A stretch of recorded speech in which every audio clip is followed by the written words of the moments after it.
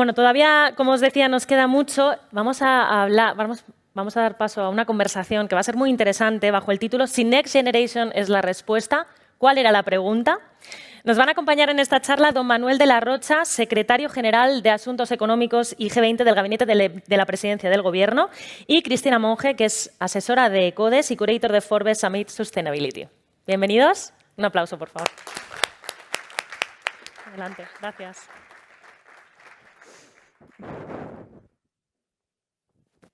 Muy buenos días. Buenos días. ¿Se me escucha bien, verdad? Ahora sí. Muy buenos días a todas y muy buenos días a todos. Qué alegría estar hoy aquí, no solamente compartiendo este punto de encuentro organizado por Forbes, muchísimas gracias por la iniciativa, para tratar los desafíos de sostenibilidad, sino qué alegría estar hoy aquí, hoy, 17 de junio del 2021, y tener la posibilidad de tener un diálogo con el que probablemente hoy es el hombre más querido, buscado y deseado de España, con Manuel de la Rocha. ¿Por qué digo esto, Manuel? Pues porque ayer venía aquí Ursula von der Leyen, presidenta de la Comisión Europea, y se hacía una especie de puesta de largo, digamos, de la aprobación de ese plan de recuperación, transformación y resiliencia. Voy a ser muy pesada. Siempre que hable del plan, hablaré como el plan de recuperación, transformación y resiliencia. ¿Por qué? Porque a veces las palabras siempre son importantes y a veces cuando nombramos las cosas por esa economía de la atención en la que todos vivimos, decimos los fondos europeos, los Next Generation y ya, ¿no? Y con eso sabemos a los que nos referimos. Sin embargo, eso oculta el auténtico objetivo y la finalidad de esta política pública que va mucho más allá de unos fondos, ¿no? Hablamos nada menos que de recuperar la economía, transformarla y generar una sociedad más resiliente. Ahí es nada. Así que muchísimas gracias, Manuel, por venir, por dedicarnos este ratito. Tengo que confesar que hasta el último momento yo pensé que pasaría algo y que tendría que atender a Draghi o algo por el estilo, ¿no? Pero bueno, finalmente ha podido venir, así que muchísimas gracias. Y me gustaría plantearte la primera cuestión, que es la que hoy nos preside aquí, ¿no? Si ayer nos dieron esa respuesta en forma de ese sí a la propuesta española para esos fondos de recuperación, transformación y resiliencia, si esa era la respuesta, ¿cuál era la pregunta? Bueno, muchísimas gracias, Cristina. Muchas gracias al Forbes Summit por la invitación. Lo primero que quiero decir es que quiero despersonalizar esto en mí. Si hay alguien que ha mantenido el liderazgo y ha sido el presidente del Gobierno, que desde su liderazgo y predeterminación, mucho antes incluso de la cumbre de julio del año pasado, ya desde que se lanzó la pandemia, España estuvo en el grupo de países que apostaban por una respuesta europea diferente, una respuesta europea con mirada de futuro, con mirada solidaria, con mirada europeísta e integradora. Por tanto, no me gustaría que se personalizara en ningún caso en mí, porque desde que empezamos la negociación con la Comisión Europea ya a finales de agosto, este ha sido un esfuerzo colectivo que ayer el presidente dedicó un tiempo a reconocer y agradecer a los muchísimos funcionarios que se han pasado muchísimas horas preparando este plan muy detallado, que animo a todo el mundo a que mire, y, por supuesto, a toda la gente que ha contribuido, como son desde los agentes sociales, las empresas a través de los colectivos, empresas, asociaciones empresariales, sociedad civil, universidades. Es decir, para nosotros, y ayer el presidente lo dijo, este no es otro que un gran plan de país, es un gran plan de país.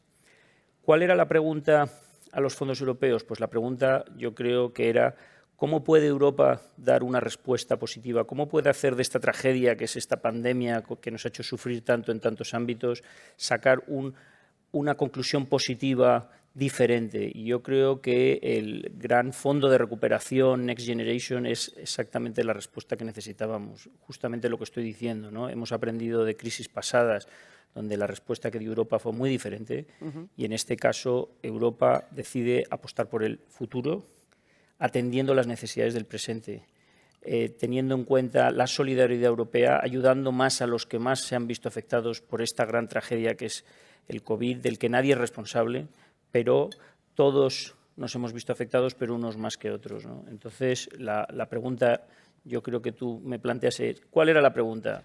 ¿Qué necesitamos para salir de esta crisis? Y la respuesta son estos fondos europeos, este plan de recuperación, que, como tú has dicho, hoy es un buen día para todo el conjunto del país, ¿no? Porque es La Comisión Europea yo creo que ayer reconoció el fruto de mucho trabajo que hay detrás, de muchas horas de conversación, una negociación que ha sido muy intensa, en donde yo creo que las dos partes sabían que teníamos que, no era un juego de suma cero, sino que aquí había que ganar las dos partes. Gracias a los esfuerzos y las propuestas de la Comisión, este plan es mucho mejor, pero es al final el plan de España, es un plan de gobierno y por tanto es un gran reconocimiento el hecho de que España junto a Portugal, justamente los dos países del sur, los dos países de la península ibérica, han sido los primeros que hemos aprobado con, yo diría, matrícula de honor, ¿no? Por tanto, estamos contentos en el día de hoy. De poder celebrarlo de esta manera. Fíjate, yo tengo la sensación de que en estos meses que han ido pasando todavía quedan voces que no se lo acaban de creer, que dicen la respuesta que ha dado Europa a esta crisis por medio de esos estímulos, ¿no? de este empuje político tan importante es tan radicalmente diferente a la que dio en su momento, en el 2010-2011, ¿no? A raíz de la crisis del 2008, que no acabamos de creernos que esto sea cierto. En algún sitio tiene que estar la trampa. Eso es un discurso que todavía en algunos sectores se escucha, ¿no? ¿Qué es lo que ha motivado un cambio de políticas, crees tú, tan importante desde un sitio a otro? ¿Y por qué tenemos que efectivamente que creernos que esto va a ser así? Yo creo que la respuesta tiene, yo diría, dos grandes razones. La primera, la constatación de que la respuesta que se dio a la crisis del 2008 fue absolutamente inadecuada, que la respuesta basada en la austeridad lo que generó fue más depresión económica, recortes, malestar social y, de últimas, una gran desafección hacia el proyecto europeo. Luego, ya teníamos una lección aprendida que era esa respuesta no era la correcta. La segunda tiene que ver con los grandes equilibrios europeos y ese gran trade-off en una negociación muy delicada entre países del norte, países del sur, del este y el oeste. Aquí yo creo que se ha encontrado un equilibrio razonable entre solidaridad a cambio de responsabilidad y reformas. Y este es el corazón del Fondo Next Generation, en donde hay unos países que aportan más que otros. Luego hay una deuda detrás que respalda todo esto, que la financia la Comisión Europea, pero que todos tendremos que acabar pagándola con una mayor contribución al presupuesto de la Unión Europea. Pero el trade-off que permitió ese gran acuerdo que costó tanto, por cierto, tantos días y tantas noches, es vamos a ayudar a los países que más lo necesitan porque se han visto afectados y a cambio vais a tener que hacer una serie de reformas que no se van a imponer, como pasó en el pasado, sino que se van a negociar, que están basadas en las recomendaciones que ya y un diagnóstico compartido, en el caso de España, ampliamente compartido, pero que hay que llevarlas a cabo. Entonces, encontrar ese equilibrio de ayuda a cambio de reformas, solidaridad a cambio de responsabilidad, yo creo que ha sido el punto en el que permitió lograr este gran acuerdo, una vez constatado que las respuestas que se habían dado en crisis anteriores eran insuficientes y las que se estaban dando entre marzo y julio a base de más préstamos, a base de financiación únicamente, se quedaban cortas para la magnitud de la tragedia y de la pandemia, en donde muchos países, incluido España, pues ya estábamos en unos niveles de endeudamiento donde simplemente darnos más préstamos no daba una respuesta satisfactoria a la situación en la que nos encontrábamos. Claro, y por eso se habla del plan de recuperación, transformación y resiliencia, ¿no? Yo creo que esa T de transformación, no sé si somos conscientes todavía de lo que supone, ¿no? Yo creo que tenemos que entenderla como un ejercicio de responsabilidad tremendo del conjunto de la sociedad española, no solamente de los que en estos momentos tienen las mayores responsabilidades de gobierno, sino también del conjunto de empresas, de inversores, de sociedad civil, del mundo de la academia, del conocimiento, absolutamente todos, ¿no? Porque para llevar a cabo una transformación del calado de lo que se plantea que sea esta, o hay un clamor que va mucho más allá de lo político, que va mucho más allá de lo económico, o que va mucho más allá de lo social, es decir, que es más que la suma de todos, o no es posible hacer una transformación así.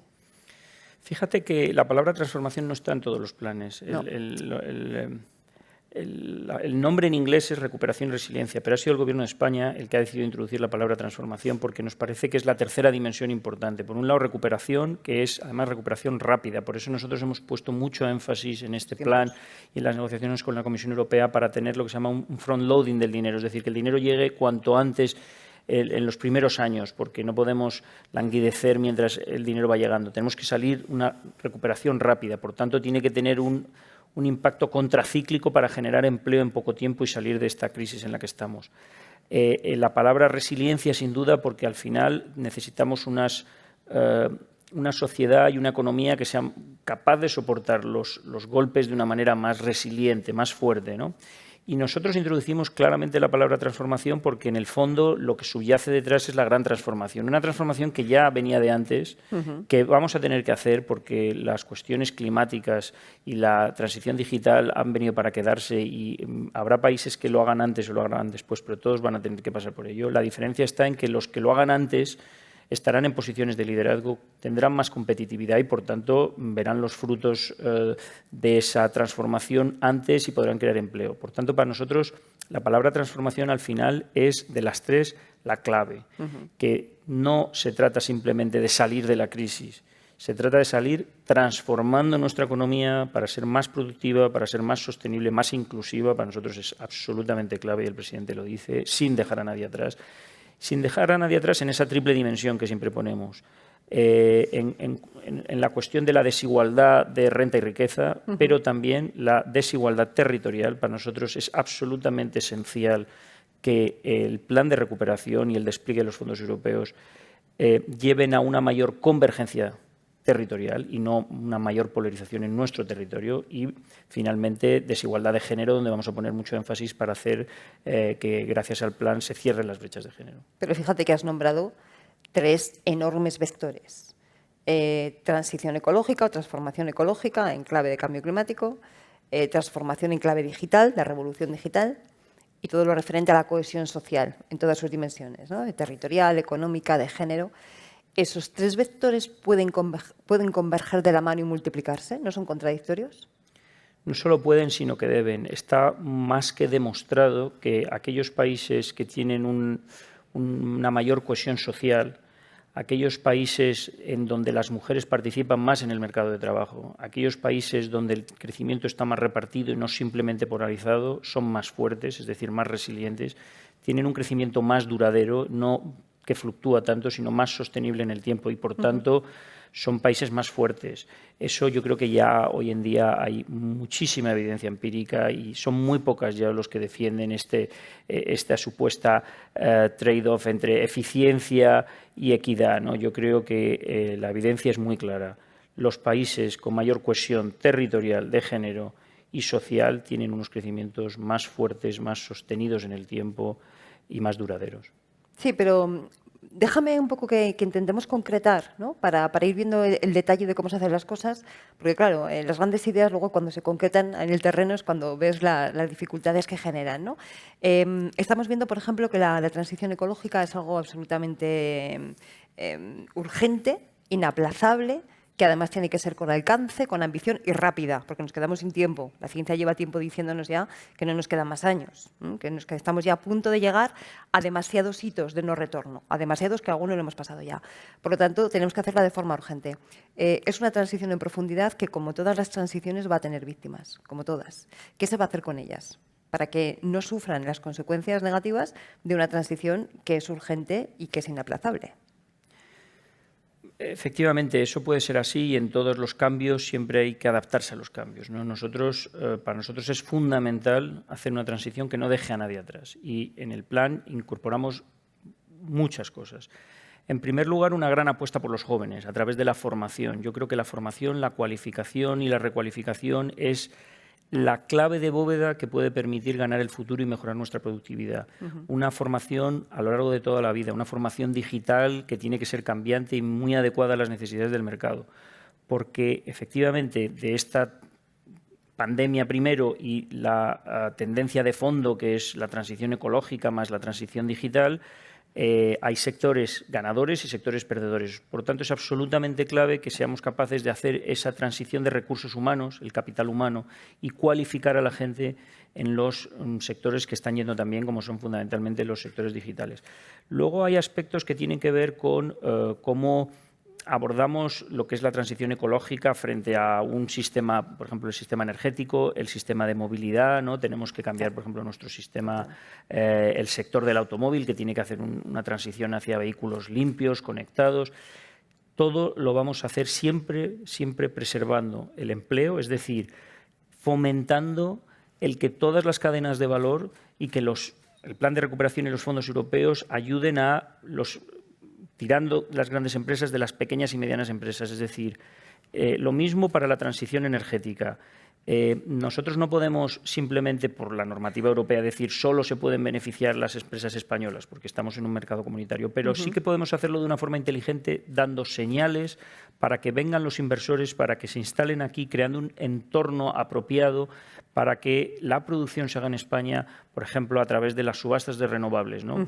Midiéndolas en el tiempo para dar una señalización muy importante a los operadores económicos, que muchos seguro que nos están escuchando. Predictibilidad de España es un sitio que en la transición ecológica, que en los aspectos energéticos, que en los aspectos digitales tiene una apuesta clara, predecible, con el plan se puede ver y por tanto voy a invertir ahí porque habrá fondos, habrá reformas que me permiten invertir y crear empleo.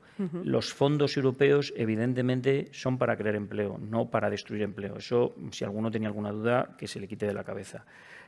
Y finalmente, luego llevamos medidas, por ejemplo, en la parte ecológica hay un componente específico que es el de la transición justa.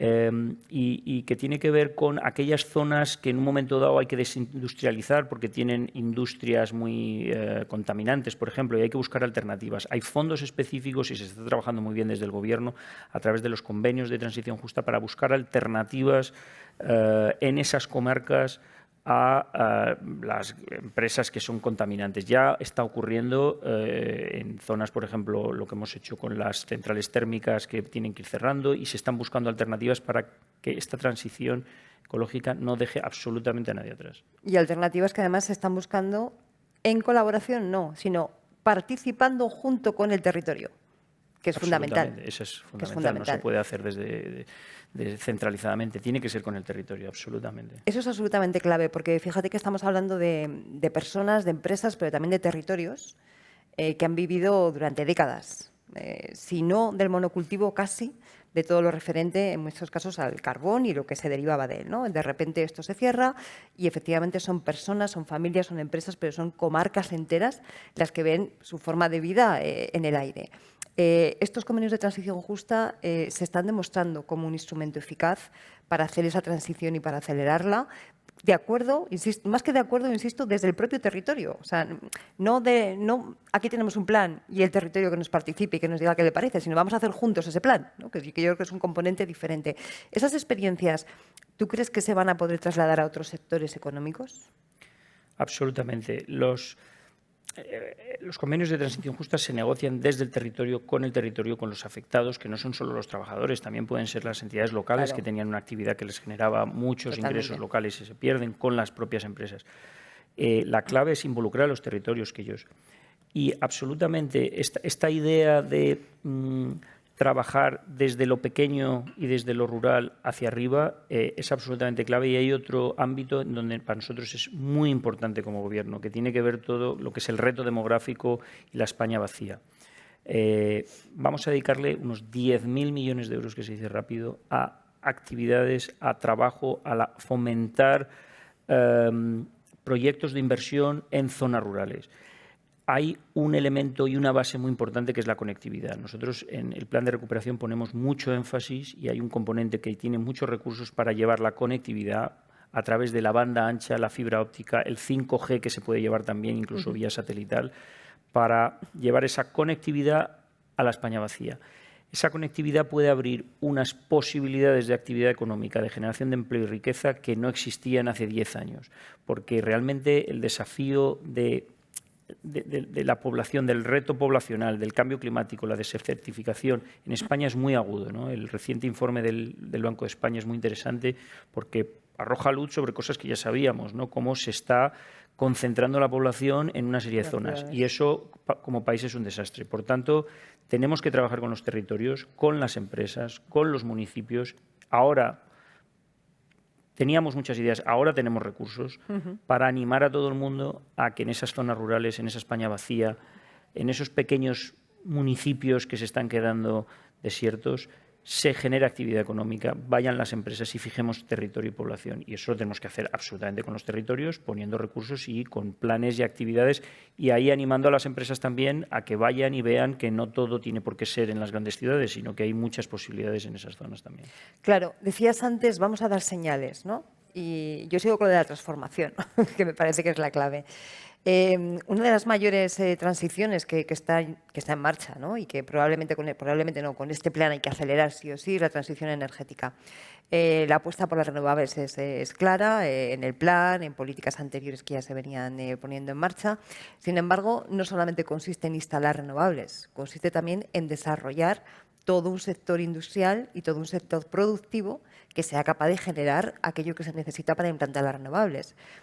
¿Hasta qué medida estos fondos pueden servirnos no solamente para ir al final de la cadena, es decir, vamos a instalar renovables cuantas más mejor, sino aprovechar también para generar toda una cadena que tiene que ver con la industria, que tiene que ver con los servicios, que tiene que ver con todos los sectores económicos que nos permitan ser fuertes en aquellas cuestiones de sostenibilidad donde más que nos las jugamos? Lo digo esto porque el caso de España es paradigmático. Durante muchos años, los que hemos tenido la suerte de poder asistir a alguna de las COP, de las cumbres del clima, al igual que la última se celebró aquí en Madrid en diciembre del año anterior. Tengo un año de lapsus con esto de la pandemia, ¿no? Como nos pasa a todos. Bueno, pues cuando en la cumbre del clima, igual que la que se celebra aquí, se celebra todos los años, ¿no? En diferentes capitales del mundo. Y decía, los que hemos tenido la suerte de poder acudir a esas cumbres de manera regular, cada vez que íbamos allí, siempre había alguien que te decía, española, oye, explícame lo de las renovables en España.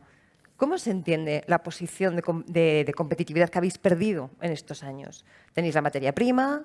Habéis adquirido una posición muy interesante en cuanto a desarrollo de tecnología, en cuanto a inversión, en cuanto a posicionamiento en el ámbito internacional, y de repente esto se ha caído. ¿Qué ha pasado aquí? ¿No? Era una pregunta recurrente cumbre tras cumbre, y te lo preguntaban tantas personas que venían del mundo de la empresa como del mundo de la academia, de sectores sociales, de gobiernos de otros países, etcétera. ¿Va a servir este plan para revertir todo eso? O sea, no solamente para poner renovables, sino para generar toda la economía que se puede generar alrededor de esto. Ese es el objetivo primordial. ¿Y cómo se va a hacer? Hacer la transición energética creando las capacidades productivas e industriales en España. Se va a hacer de muchas formas. Como sabéis, para nosotros la clave es la cadena de valor intentando fijar producción de componentes a lo largo de toda la cadena de valor que lleguen al final la producción final de energía. Ya he dicho, por ejemplo, en el tema de las renovables y las subastas, cómo se está haciendo. Pero también haciéndolo a través de proyectos pequeños. Una de las cosas que introducimos en el plan y vamos a ir lanzando en todas las convocatorias es la idea de las agrupaciones empresariales, pequeñas empresas con grandes empresas, donde además tiene que haber varios territorios unidos, ¿no? De forma que se va fijando, no es simplemente que, oiga, usted tiene que producir energía, montar una renovable e importarlo todo, no. Las subvenciones van a ser también para la producción de componentes, para toda la cadena de valor. Ya hemos anunciado que habrá estos proyectos estratégicos, ¿no? Los famosos PERTES. Estos PERTES están muy enfocados en la creación de capacidades industriales, tienen que tener un componente muy importante de ciencia e innovación, por tanto, toda la transformación energética que tiene un componente de investigación del desarrollo científico se va a acompañar con proyectos de investigación donde las empresas tendrán que fijar y crear empleo en España, donde tiene que haber un componente de formación muy importante y vamos a poner mucho énfasis en la formación para que las necesidades de capital humano también estén disponibles en España, y esta idea de alianzas que llevamos tiempo desde que empezamos con esto fomentando desde el Gobierno, ¿no? Las agrupaciones, los consorcios público-privados de grandes empresas con pequeñas empresas o pequeñas empresas entre sí de varios territorios, ¿no? Es el gran desafío que tenemos, pero es absolutamente el objetivo por el que nosotros consideramos que se debe medir el plan. Tanto en el caso de la transición energética, como en el caso de la movilidad, como en el caso de la eficiencia energética, por ejemplo, queremos transformar toda la edificación de nuestro país. El plan tiene un objetivo muy ambicioso de 550.000 edificios rehabilitados. Y eso no se va a hacer importado, sino tenemos que crear un nuevo sector, que es la rehabilitación eficiente, que dé salida a una parte de la construcción, que sean empleos en España y empleos de calidad. No es poner ladrillos, es instalar calderas, poner paneles, afinarlas, la envolvente de los materiales. y que tiene que estar formado, creando empresas especializadas, y ahí grandes y pequeñas tienen que trabajar juntas. Nosotros creemos que la clave de todo el plan es si somos capaces de crear empleo y capacidades industriales y productivas en España, no simplemente producir más coches de fuera o más vatios de renovable con paneles chinos. O sea, ese no es el objetivo. Desde luego, la transición ecológica, si algo tiene que tener, es generación de empleo de calidad, ¿no? Hay una cosa que no se sabe y que se cuenta muy poco, y yo por aquello del orgullo me gusta contarlo, ¿no? Hablamos ahora mucho de transición justa. Lo tenemos como uno de esos lemas que hablamos todos los días, ¿no? Ya todo el mundo habla de transición justa. La idea de transición justa surge precisamente en una COP, vuelvo a las cumbres del clima, a propuesta de los sindicatos españoles, que eso es algo que yo creo que deberíamos estar muy orgullosos de ellos, ¿no? Una organización que se llamaba Sustain Labour, que reunía la parte de negociaciones sindicales a nivel internacional con una enorme sensibilidad ambiental. Os hablo de hace 12, 14, 15 años, cuando los temas ambientales y los temas económicos se suponía que eran contradictorios para muchos, ¿no? Bueno, pues estas personas esta organización entendió que tenían que ir de la mano y empezó a trabajar en esa línea. No fue fácil, porque tanto los debates en el ámbito sindical, cuando en aquellos años se pensaba que el medio ambiente significaba quitar empleos, como también en buena parte del ámbito ambiental, donde en aquellos momentos se pensaba que el desarrollo económico tenía que ser intrínsecamente depredador del medio ambiente, pues en aquellos momentos hubo gente que tuvo esta habilidad y yo creo que esta visión estratégica de decir la transición ecológica tiene que servir para que todos y todas vivamos mejor, y eso significa empleo, pero significa empleo de calidad. Por lo tanto, yo creo que tenemos que estar orgullosos de saber que esa idea, que en estos momentos nos es tan útil, salió de aquí, salió de muy cerca de aquí, y que a día de hoy forma parte de muchos de los grandes textos internacionales y de las políticas públicas que se están poniendo a cabo, ¿no? Pero yo te quería plantear otro tema que además creo que a nuestro auditorio le interesará especialmente. Decías antes, estos proyectos tienen que ir de la mano empresas grandes y empresas pequeñas.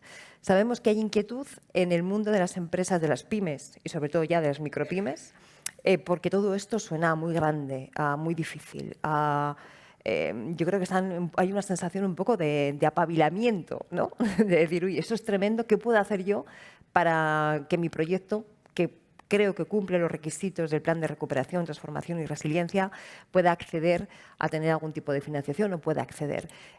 ¿Cómo se puede garantizar o qué se está haciendo para garantizar que junto a las empresas grandes que tienen más capacidad de gestión, de acceder a recursos, etcétera, también las pequeñas formen parte de esta transformación? Porque a priori no es sencillo. Bueno, las pymes van a estar en el corazón y son la principal prioridad del plan de recuperación y deben ser los grandes beneficiarios de los fondos europeos, ¿no? Tenemos suficientes recursos. Ayer nos aprobaron un plan por prácticamente 70.000 millones de euros para que haya espacio, para que las pymes se beneficien ampliamente, pero también en algunos proyectos tractores importantes que tienen que tirar de la cadena de valor y de sectores enteros, las grandes empresas tengan su participación. Yo lo que le diría a una persona que tiene una pyme que no sabe, le diría, mira, depende del sector de actividad que tienes, hoy ya todo el plan ya se ha hecho público. Vamos a poner en marcha en breve una página web única, un portal único con toda la información en relación al plan de recuperación, desde toda la documentación que ya hay con resúmenes y presentaciones hasta las convocatorias que van saliendo. Por tanto, todo eso va a estar en una página. Sí, en una página web que esperamos que de aquí a fin de mes, principios de esté ya funcionando.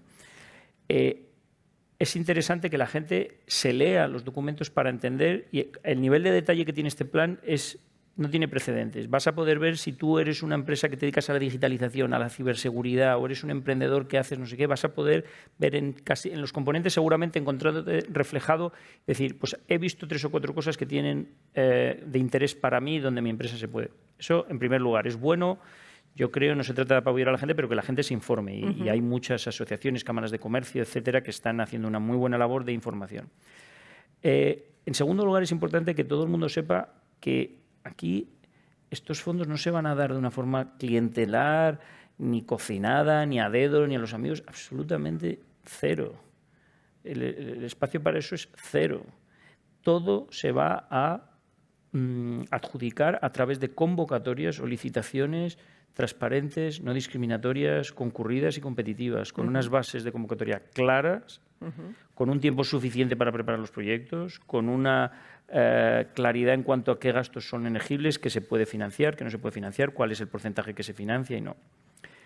El tercer mensaje es que estos son fondos de inversión y, por tanto, no se va a financiar el 100%. Es más, depende del tipo, se financiará pues, un porcentaje. Son fondos que acompañan y hay que invertir. Y nosotros estamos insistiendo en la importancia de movilizar capital privado, es decir, el propio plan lo dice, ¿no? Queremos multiplicar los fondos europeos por entre 4 y 5.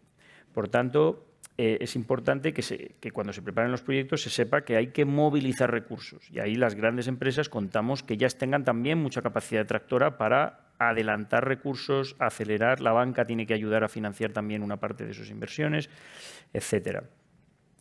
El plan y las convocatorias van a incentivar las agrupaciones de empresas entre grandes y pequeñas, o pequeñas empresas. Eso ya se decía en el Real Decreto Ley que aprobamos de fondos europeos a finales de año. Y, por tanto, es así. Pero es que luego va a haber muchas convocatorias que son únicamente para las pymes. Un tema que para nosotros es absolutamente clave en el ámbito de las pymes es dar ese salto de digitalización, esa aceleración en los procesos de digitalización que necesita afrontar una buena parte de nuestras empresas, microempresas, pequeñas empresas que se han quedado un poco retrasadas y que tienen que acelerarlo. Y vamos a lanzar convocatorias específicas para ellas a través de lo que llamamos el toolkit, que ahora hemos hecho una consulta pública de cómo se puede hacer, porque es un reto llegar hasta la última pyme del último rincón de España y queremos hacerlo. Y ahí va a ser subvención completa y va a ser solo para ellas. Luego hay muchísimos fondos de formación, de pequeños proyectos que se van a dar en muchos ámbitos, desde la digitalización, la industria, el pequeño comercio, el turismo, que van a ser para pymes, porque son proyectos de tamaño pequeño. Por tanto, y para resumir, yo diría, 1, intentar estar informados, saber exactamente dentro de los fondos europeos las grandes cifras, oye, dónde yo veo que hay partidas que son interesantes, tratar de estar informados. Muchas empresas ya se están movilizando, generando consorcios. Cuando a mí me dicen que no hay información suficiente, yo digo, puede que haya una parte de eso que sea cierto, pero también diré que la movilización de empresas que estamos viendo es sin precedentes. Hemos lanzado ya una quincena de expresiones de interés que son muy importantes para, primero, avanzar la información antes de lanzar la convocatoria. Oye, vamos por este es el camino por el que vamos. Y además queremos consultar al sector privado cómo lo veis. Y la respuesta está siendo extraordinaria en cuestiones que nunca esperaríamos. Por ejemplo, en el ámbito del reto demográfico, 4.000 respuestas que son consorcios de empresas grandes, pequeñas, que presentan sus proyectos. En el ámbito de la digitalización, de la inteligencia artificial, de los paneles solares, los puntos de recarga. Por tanto, ya hay una movilización extraordinaria de gente que se está... Y lo que puedo decir es que a partir de ahora, que ya tenemos el plan aprobado, vamos a ver que a partir de las próximas semanas y iremos cogiendo velocidad de crucero a lo largo del año, irán saliendo una convocatoria tras otra convocatoria, pero que nadie, que la gente esté tranquila, que habrá convocatorias estatales, habrá convocatorias autonómicas y locales. Las convocatorias saldrán con tiempo y serán transparentes, no se van a cocinar los proyectos para las grandes empresas. Una cuestión muy práctica que el otro día salía en un foro relativamente similar a este, que estaban muy preocupados y preguntaban, ¿pero entonces este verano vamos a tener vacaciones o no? O sea, ¿van a aprobar el plan el día 16 y van a sacar la convocatoria el 20 de julio y tenemos que empezar a presentar proyectos hasta el 15 de agosto? Es la vida. Bueno, es la vida. Vamos a ver, nosotros estamos haciendo un gran esfuerzo aquí para acelerar la salida de la recuperación. Y quizás esos mismos que se quejan de eso luego se están quejando porque no salen las convocatorias.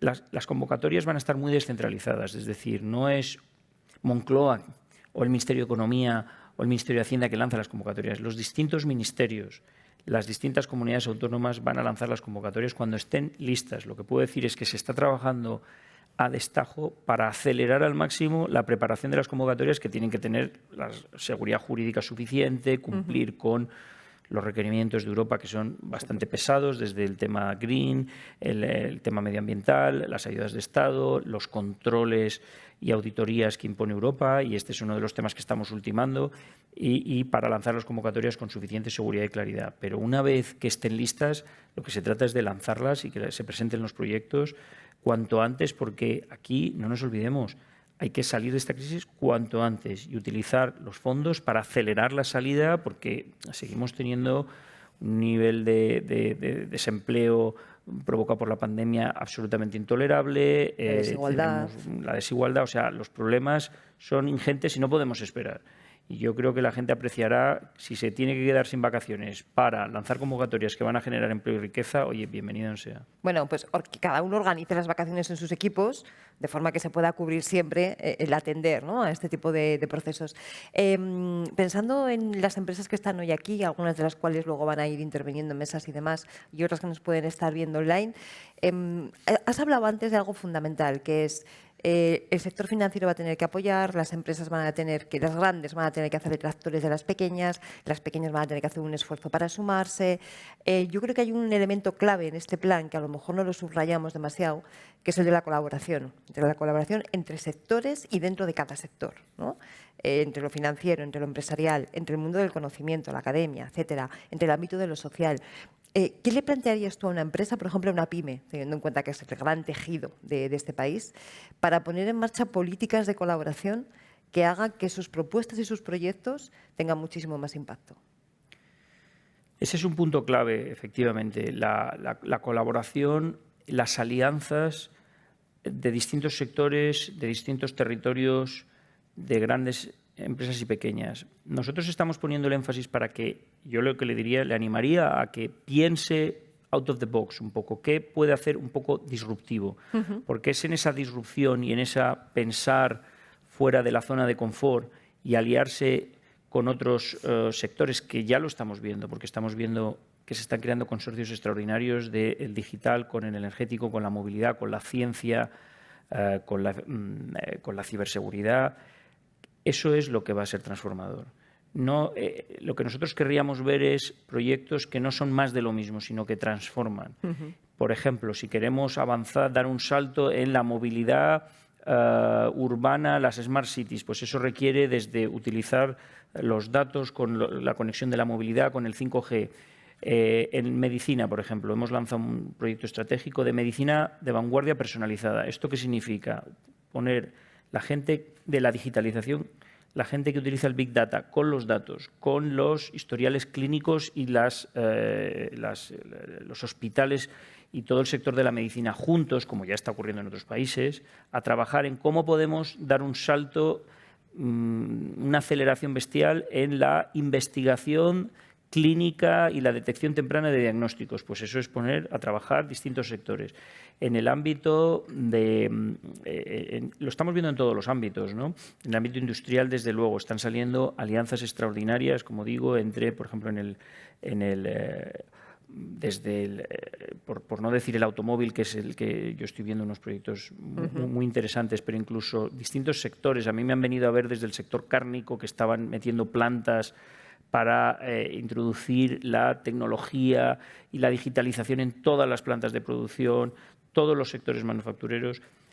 Por tanto, yo lo que le diría es, anímate, mira en tu entorno qué tipo de alianza puedes hacer para presentar proyectos que tengan una mínima tracción, un tamaño mínimo, porque es verdad que proyectos un poquito más grandes son mejores. ¿Qué alianzas se pueden hacer? El Real Decreto Ley ya prevé agrupaciones muy sencillas, no tienen ni siquiera que crear una sociedad, una UTE ni nada, simplemente que se agrupen y presenten un proyecto conjunto en una de las muchísimas convocatorias que saldrán. Te voy a poner un ejemplo concreto para ver si lo hemos entendido bien.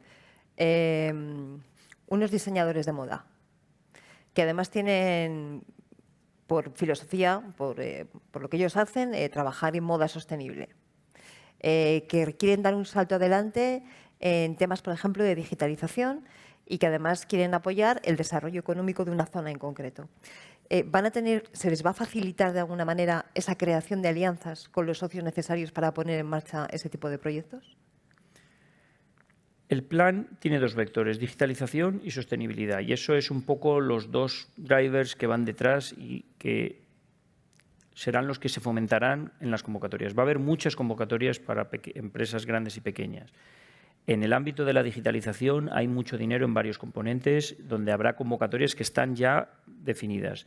Serán convocatorias para empresas en el ámbito de los servicios, en el ámbito industrial, manufacturero, el comercio, el turismo, por ejemplo, en donde saldrán para que se presenten proyectos transformadores en esa línea, de cómo tú puedes invertir y yo te ayudo a transformar tu empresa para hacerla más digital, creando empleo y más sostenible. Por supuesto que habrá muchísimas convocatorias, lo que les animaría a esas personas en ese sector, porque ese no es un, o sea, los dos sectores son el ecológico y el digital, y a partir de ahí todo el mundo se puede enganchar, todos los horizontales. Entonces habrá muchas convocatorias para que muchas empresas puedan participar. Tienen que pensar y hacer ese esfuerzo de cómo yo puedo transformar mi empresa uniéndome con otras empresas para mejorar, ser más productivos a partir de la digitalización y, si tengo procesos productivos, reducir mis emisiones o mi huella de carbono, etcétera. Y no olvidarnos nunca del tema de la formación, que para nosotros también es muy importante. Total, sí que es un vector que hay que meterlo en todo de forma transversal. Eso es lo que si no queremos. tenemos formación ahí es muy difícil. Se nos acaba el tiempo y yo creo que esto nos daría para estar no sé cuántas mañanas. Pero déjame que te plantee una última cuestión que creo que nos va a ayudar mucho a clarificar las cosas, ¿no? Se dice, estos planes son 3 años. Bueno, 3 años es para comprometer el gasto, luego tenemos hasta 6 para ejecutar, ¿no?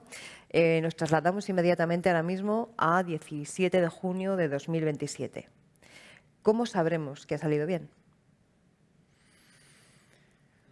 Habrá muchos indicadores.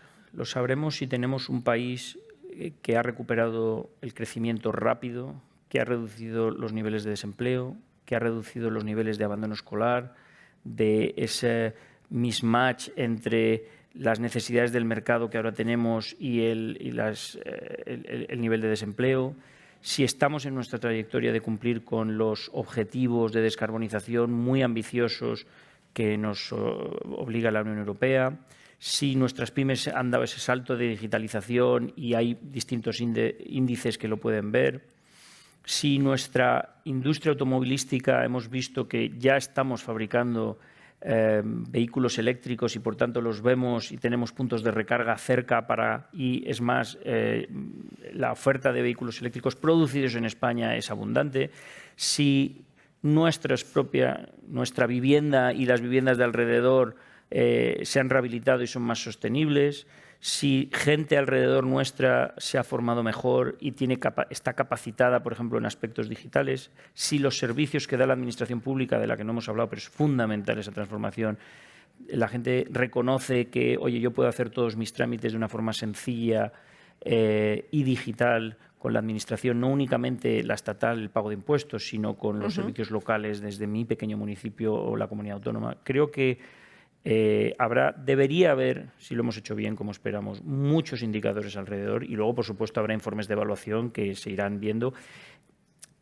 De última, y esta es la gran fortaleza y virtualidad del plan, hay unos hitos y objetivos que cumplir y el dinero solo nos lo van a ir dando. Cada 6 meses pasamos un examen y si no cumplimos ese examen el dinero no llega. Por tanto, si el dinero ha llegado quiere decir que hemos cumplido y habremos...